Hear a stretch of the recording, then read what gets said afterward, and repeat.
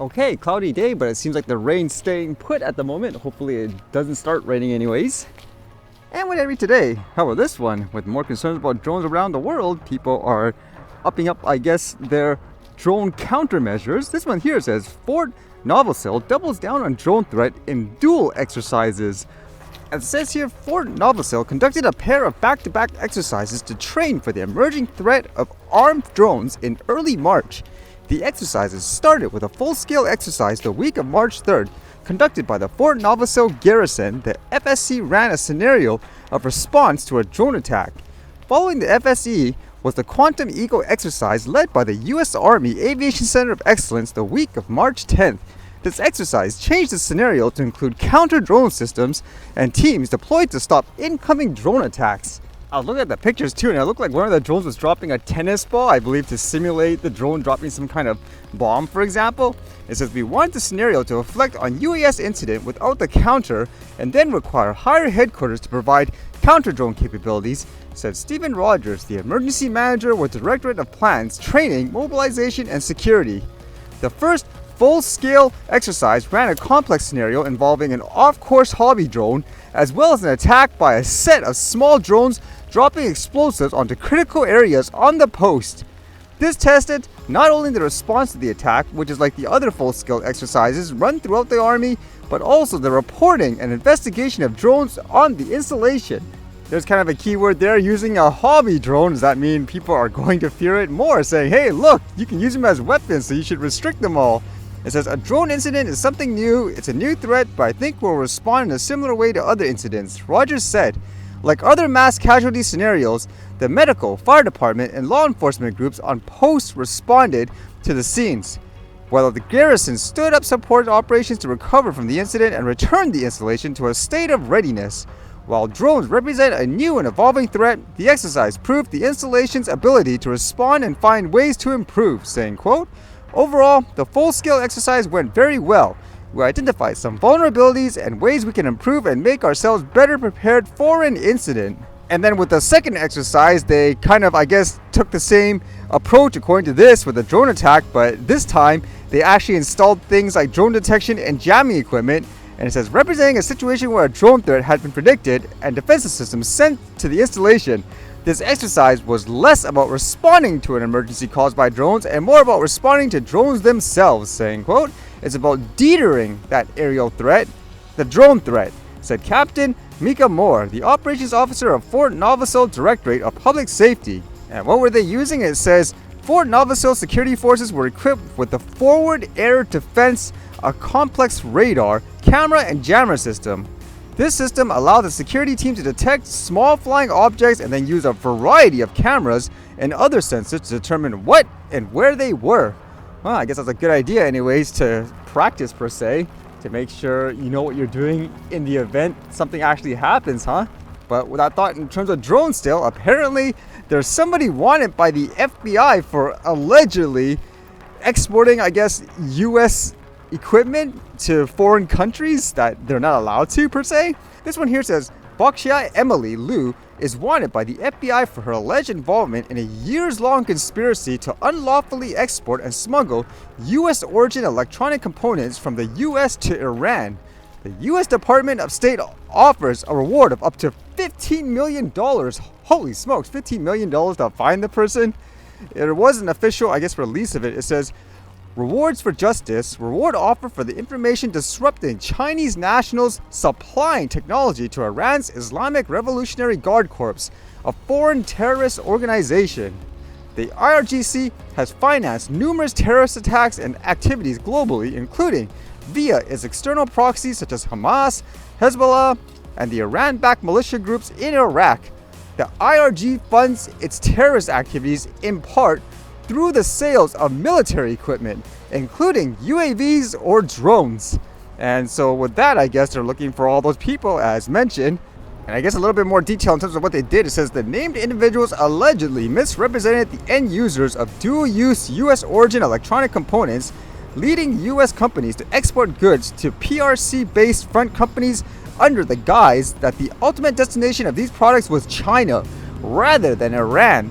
As a result, A vast amount of dual-use U.S. origin products with military capabilities have been exported from the United States to the IRGC-linked companies, Shiraz Electronic Industries, Rayan Rashid Afard, and their affiliates in violation of U.S. sanctions and export control laws and regulations.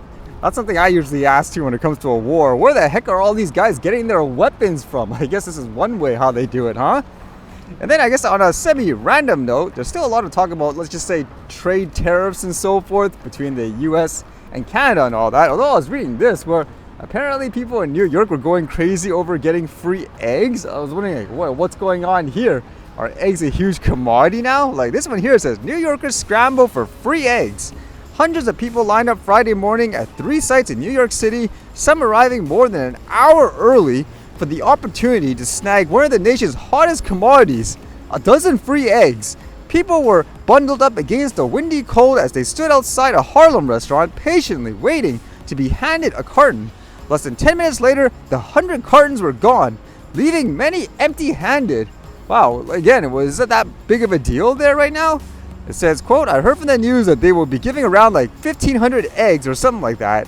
Okay, and I just came because I needed some eggs, and then I'm waiting here in the line and I don't see anything, said Jacqueline Tejava, who was in a line that stretched around the block. They said that the eggs are gone, but it hasn't been not even more than 20 people, so I don't know what happened. I was curious in terms of the price. It does say here the U.S. Department of Agriculture expects egg prices to rise 41% this year over last year's average of $3.17 per dozen. A carton of eggs in New York City can often run twice or 3 times that amount, depending on the store. Wow, that's really expensive for eggs. If you're telling me it could potentially be, let's just say, almost $10 US just for a dozen eggs. You usually only see these types of, I guess, fights when it comes to a sale for big ticket items per se, like an electronic product or something like that. Wow, that's kind of crazy.